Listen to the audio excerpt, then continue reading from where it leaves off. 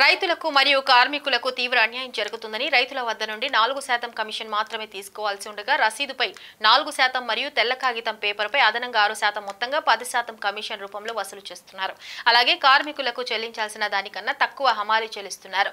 ఈ విషయంపై పలుమార్లు పంచాయతీ సెక్రటరీ దృష్టికి తీసుకెళ్లినా ఫలితం శూన్యంగా ఉండటం వలన శుక్రవారం రోజున జగిత్యాల జిల్లా సిపిఐ పక్షాన ధర్నా నిర్వహించడం జరిగింది.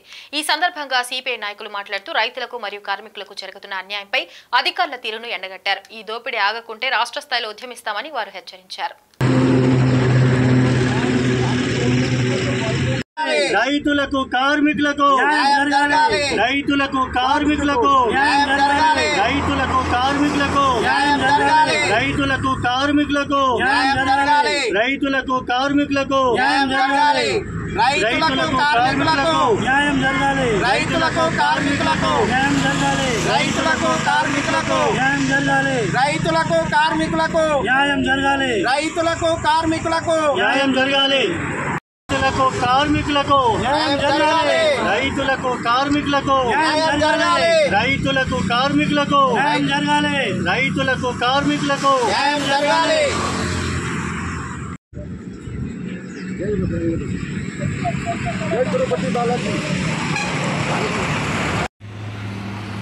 రైతులకు మ్యాంగో కార్మికులకు న్యాయం జరగడానికి ఈ విషయాన్ని జరుగుతున్న అన్యాయాన్ని కమిషన్ ఏజెంట్ల ద్వారా అధికారుల ద్వారా జరుగుతున్న అన్యాయాన్ని ప్రభుత్వం దృష్టికి తీసుకెళ్లడానికి ఈ నిరసన కార్యక్రమం చేపట్టడం జరిగింది.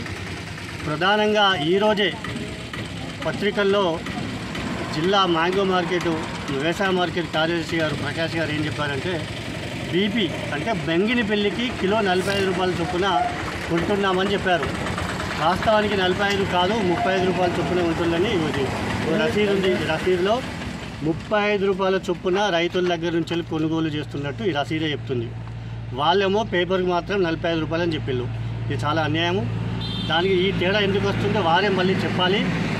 ఈ 10 రూపాయలు ఎటు అవుతున్నాయో కూడా చెప్పాలి. వాళ్ళే ఇక్కడనే వాళ్ళు కమిషన్ ఎవరైతే ప్రభుత్వం ద్వారా కమిషన్ ఏజెంట్లుగా లైసెన్స్ తీసుకొని ఎవరైతే ఢిల్లీకి వెళ్ళి వస్తువుల్లో ఎవరైతే ఠేకేదారులు ఉంటారో కొనుగోలు చేసే యజమానులు అయితే ఉంటారో వాళ్ళ నుండి 35 రూపాయలు వాళ్ళ ద్వారా 35 రూపాయలు కొనుగోలు చేయించి సెక్రటరీ గారు 45 రూపాయలు ఎట్లా చెప్తున్నారో నాకు అది అర్థమవుతలేదు. ఇక్కడ ఏం జరుగుతుందంటే వచ్చిన వాళ్ళు ఎవరైతే ఏజెంట్లు ఉన్నారో వాళ్ళు ఇక్కడ కమిషన్ ఏజెంట్లు కలిపి కుమ్మక్కయ్యి సిండికేట్ అయ్యి ధర పెరగకుండా అంటే తూతూ మంత్రంగా ఆ వేలం పాటలో పాల్గొని రూపాయి 2 రూపాయలు పెంచుకుని తూతూ మంత్రంగా వేలం పాటలో పాల్గొని రైతులకు అన్యాయం చేస్తున్నారు.